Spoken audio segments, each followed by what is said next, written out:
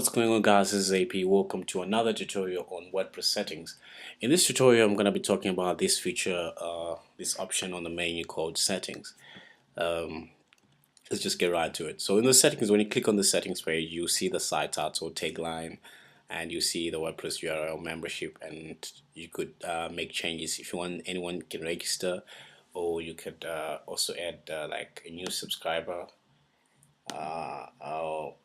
or time zone, date format,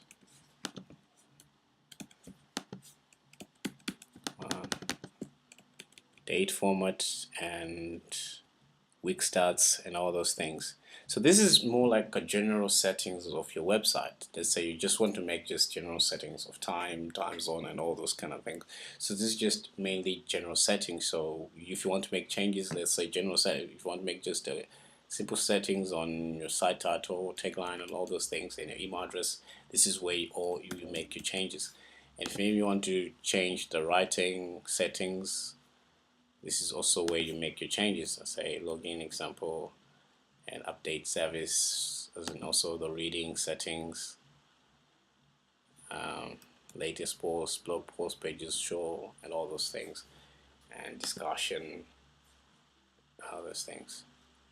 So attempt to notify any blogs linked to from this article, and all those things, and also privacy. So this is just briefly just the settings of the site, mainly briefly of the website.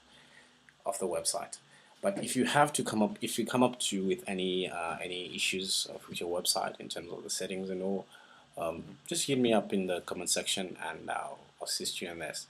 I hope this tutorial was helpful, and I would like to also hear your feedback. Just let me know in the comment section. Thanks, guys. See you in the next one.